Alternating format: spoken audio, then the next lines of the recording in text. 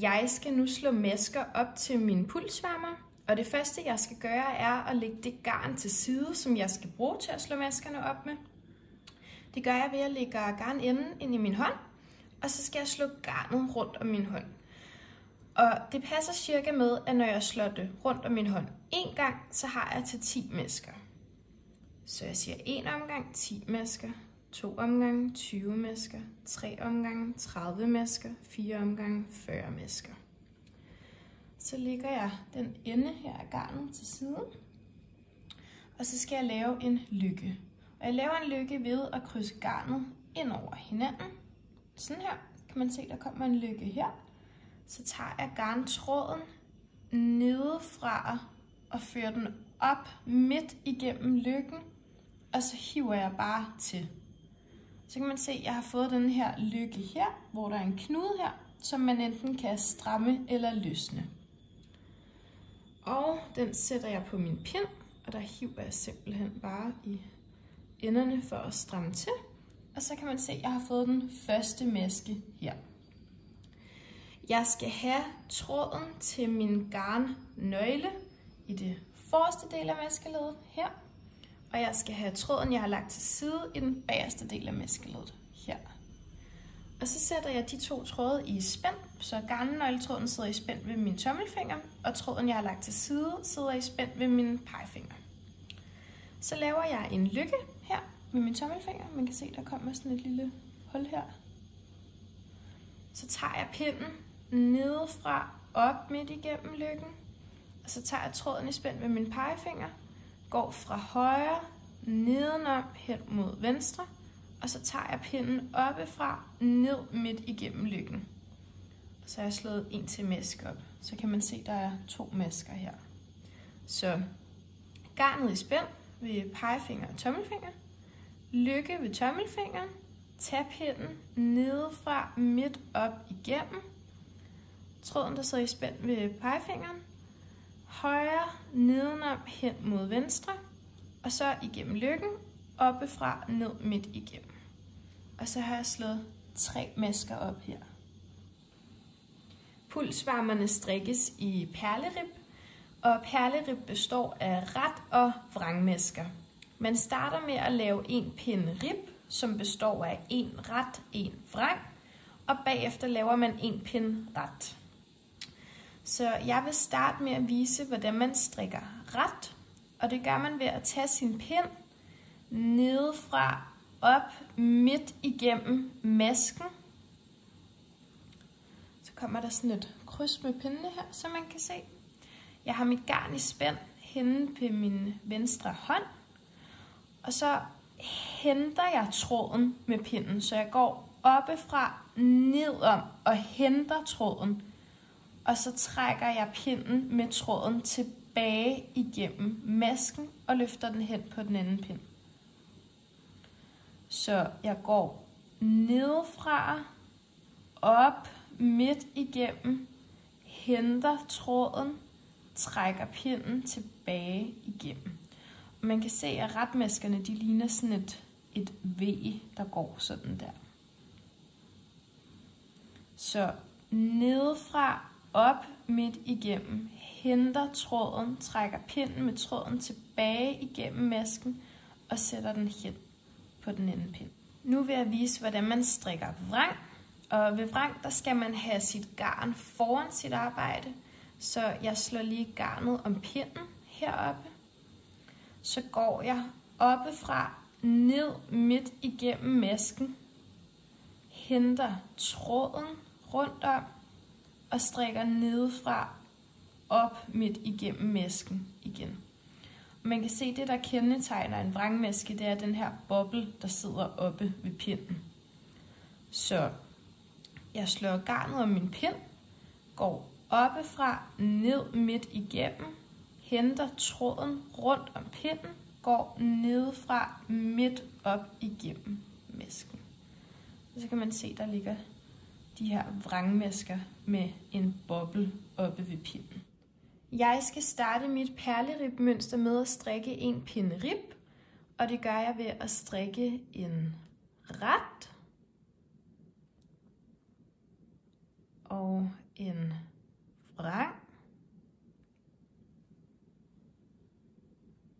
det gentager jeg hele vejen. En ret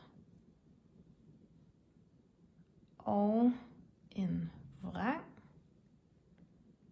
Og så kan man se, at den skifter ved hver anden pind, så der er en ret, der er en vrang, som man kan se på boblen, så er der en ret, og så er der en vrang igen. Og sådan laver jeg en ribpind. Jeg har nu strikket min ribpind og er nået til min sidste maske. Og når jeg har strikket den sidste maske, så skal jeg vende mit arbejde, for jeg skal nemlig strikke frem og tilbage. Og når man strikker frem og tilbage, så strikker man hele tiden sine masker fra venstre pind hen på højre pind, så vender man sit arbejde, og så gentager man det. Så lige nu kan jeg se, at jeg har strikket alle mine masker fra venstre pind hen på højre pind. Så nu vender jeg mit arbejde om. Jeg har en tom højre pind nu, og har alle maskerne på venstre pinden. Og så starter jeg forfra med at strikke alle mine masker på min venstre pind. Jeg har nu strikket min pind rib, så nu skal jeg strikke en pind ret for at danne mit perleribmønster. Så jeg strikker en hel omgang udelukkende med retmasker.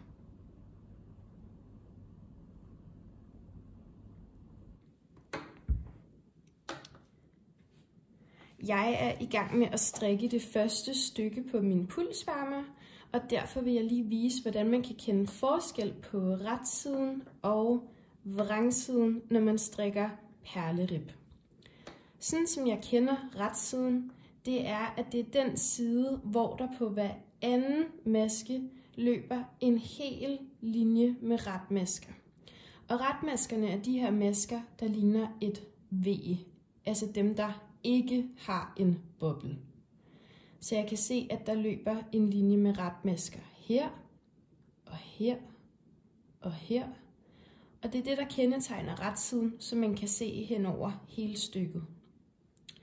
Når jeg så vender mit arbejde om på vrangsiden, så kan jeg se, at der er en masse vrangmasker, som er de her bobler, der kendetegner vrangmasken.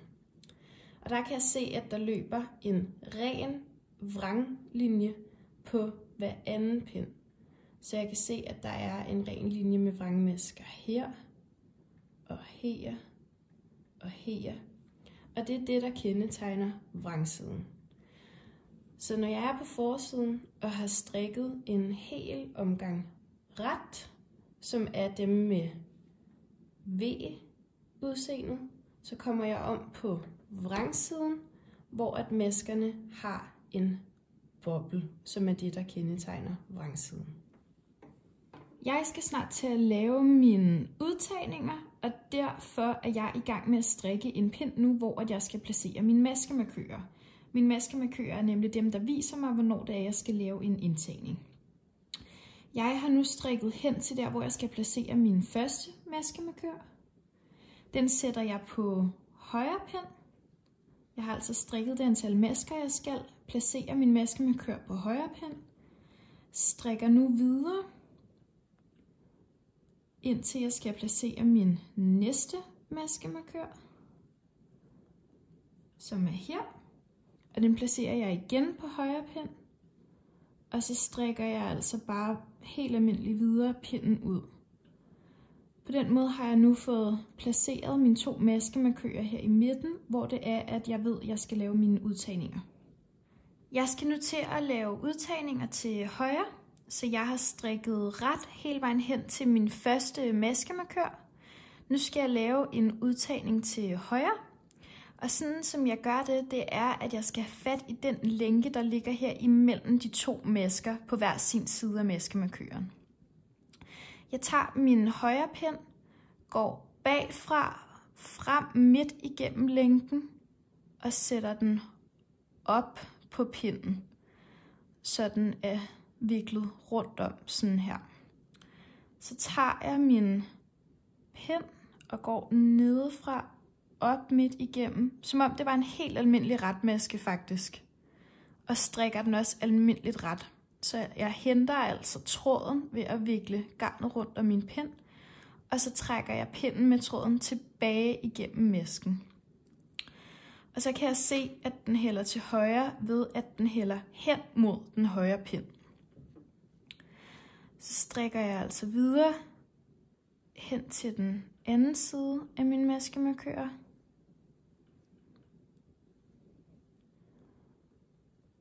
Flytter min maskemarkør hen på højre pind og laver en udtagning igen.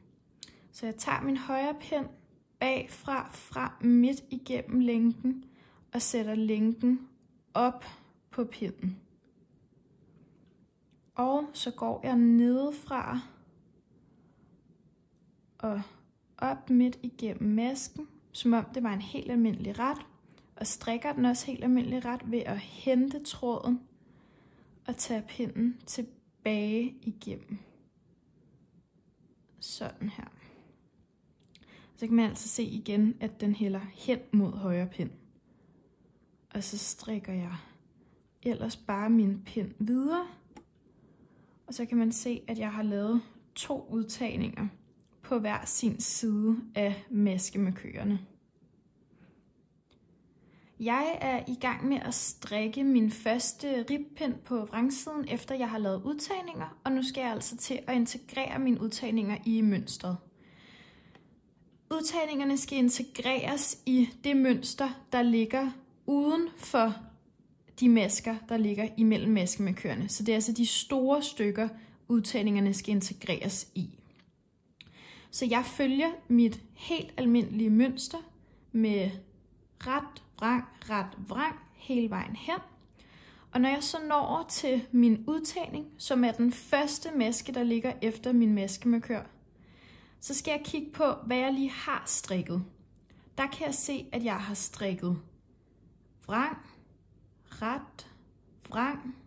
ret. Så derfor skal den første være en vrang. Så strikker jeg mine masker i mellem maskemarkørerne, som de plejer at være. Jeg gør det samme, når jeg kommer hen på den anden side af mine maskemarkører. Der skal jeg igen kigge på, hvilket mønster ligger der allerede, og hvordan integrerer jeg det så i det. Jeg skal ikke kigge på den første maske, for det er jo en udtagning, så den har ikke et mønster, men jeg kan kigge på de masker, der ligger ved siden af. Der kan jeg se, at den første linje her, det har været en ret vrang, og det kan jeg se, fordi at den skifter imellem en bule og et V. Det næste kan jeg se har været en vrangmaske, fordi der er buler hele vejen ned. Så derfor, når jeg kan se, at den her er vrang, og den her er ret, så skal den her strikkes vrang. Og sådan skal jeg hele tiden kigge på, hvordan har mit mønster set ud hidtil, og så skal jeg følge det mønster. Og til sidst kommer det alle maskerne til at gå op i mønstret. Og det er sådan, jeg integrerer mine masker i mønstret. Jeg er nu nået til at skulle lukke masker af til mine tommelfingre, og det er de her masker, jeg skal lukke af. Og det jeg gør, er at strikke ret og ret, og så tager jeg den første ret og løfter den hen over den anden ret, jeg lige har strikket. Så kan man se, så er der blevet en lukket maske der. Så en ret, og så strik den forreste ret hen over, løfte masken, og så kommer der en lukket maske. Og sådan fortsætter jeg hele vejen hen, til at alle mine masker er lukket. Jeg er i gang med at strikke en ribpind, og skal nu til at slå lykkeopslag op på bagsiden af de masker, jeg lige har lukket af.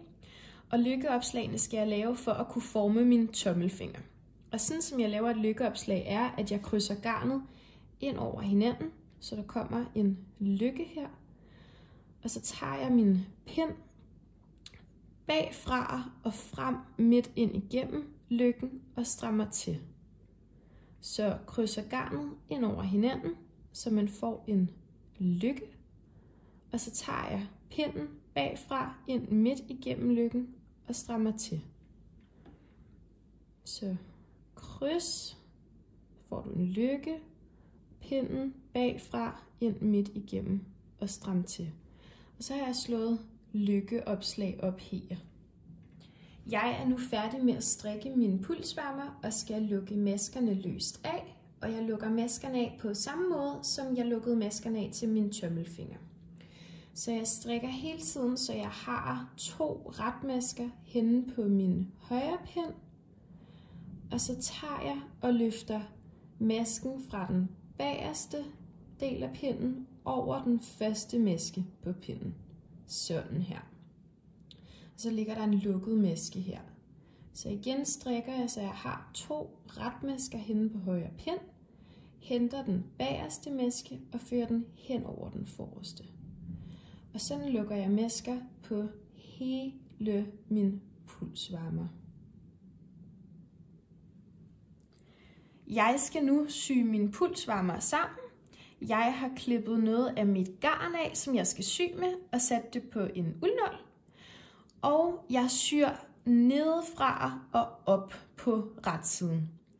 Jeg skal sy igennem de masker, som ligger yderst, men før kantmasken. Så altså kantmasken løber her, og så går jeg ind til den næste række, som er de retmasker, der løber her. Og det samme herhen. Kantmasken løber her, så jeg går hen til de retmasker, der løber her. Så jeg starter med at finde min første retmaske, som er det her V. Og så tager jeg den yderste del af masken. Finder retmasken, der løber herhen, som er denne her. Og der tager jeg også den yderste del af masken. Og så syr jeg igennem. Så finder jeg min anden retmaske, der løber, og det er det V, der løber her. Tager den yderste del af masken. Går hen på den anden side. Finder den yderste retmaske. Og syr igennem den.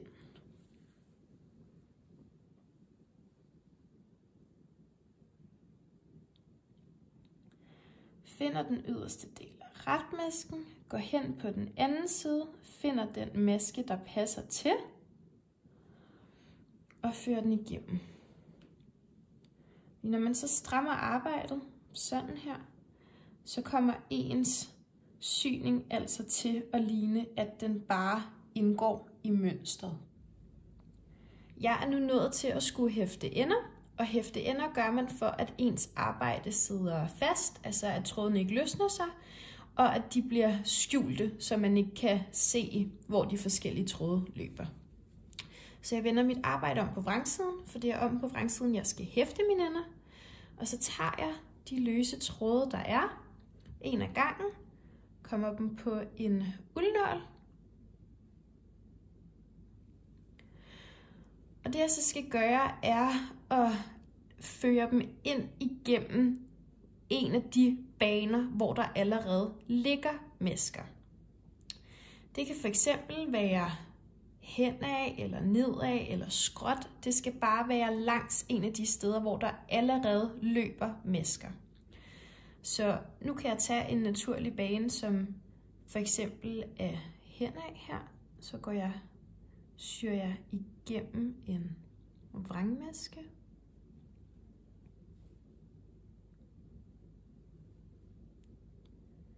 Og tager den vrangmaske, der ligger ved siden af igen.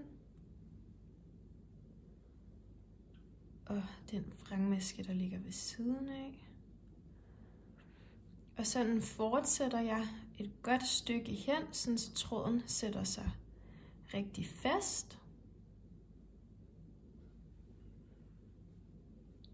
Og når jeg så føler, at jeg har gjort det tilstrækkeligt nok gange, så klipper jeg min tråd af.